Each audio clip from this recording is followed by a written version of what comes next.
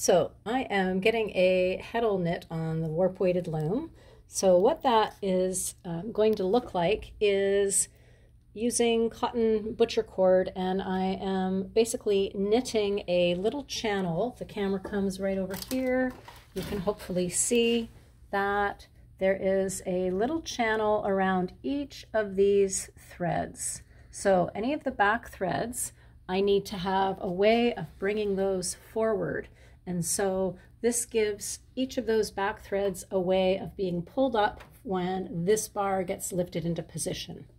So there's a red bar back right here. That is called the helping stick. It is simply there tied in for this warping and heddle knitting process so that I'm going to have a really consistent length on all of these heddles.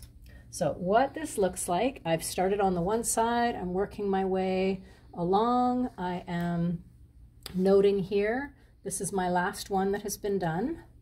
And so my hand is going to follow all the way up to the top. I'm going to move my forward thread that sits up top. I'm moving it across. And now I'm coming back and I can see it's running behind a chain there.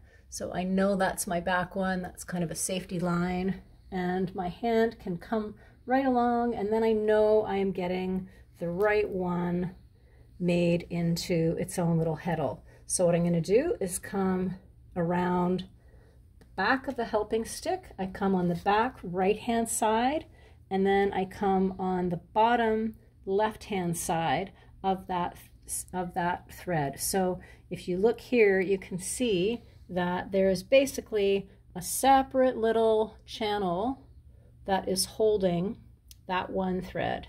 Okay, now to complete that, I am going to put a button stitch. So you can see it's still connected here.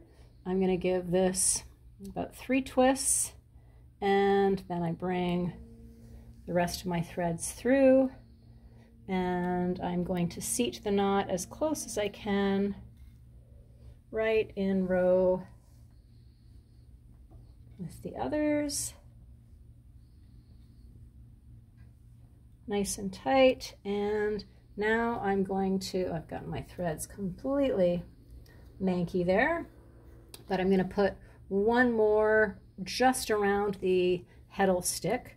So I've come around like this, and again I'm going to twist and bring my thread bundles through.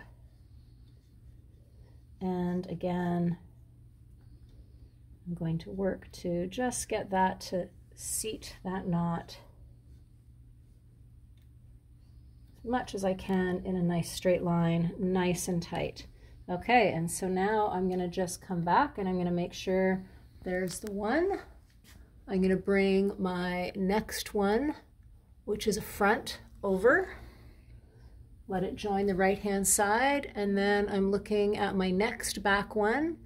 There it is. I'm just holding that with my fingers, and again I come on the right hand side across the top of that back helping stick, and then I come the left hand side of that thread.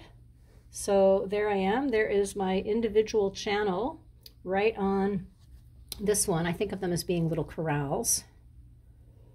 I'm going to make a little buttonhole stitch there and pull that nice and taut.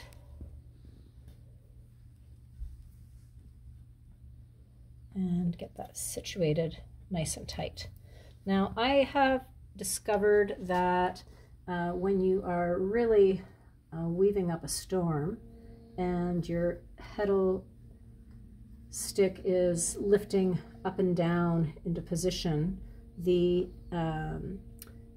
rows can sometimes start to move. These can start to shift a little bit, which is very frustrating because this is a part of kind of how everything kind of stays in its place. So my solution to that has been to just run this thicker cotton cord on a diagonal all the way around my heddle stick, and that just feels like it seems to give a little something for this cotton cord to just bite into a little bit, and that has completely stopped any movement from happening as I get going.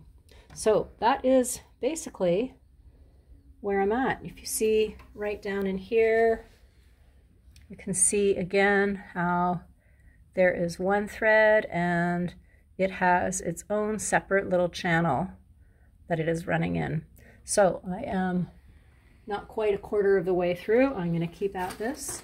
It's a tedious, long job, but it's actually very enjoyable, at least to me. I quite love knitting the heddles.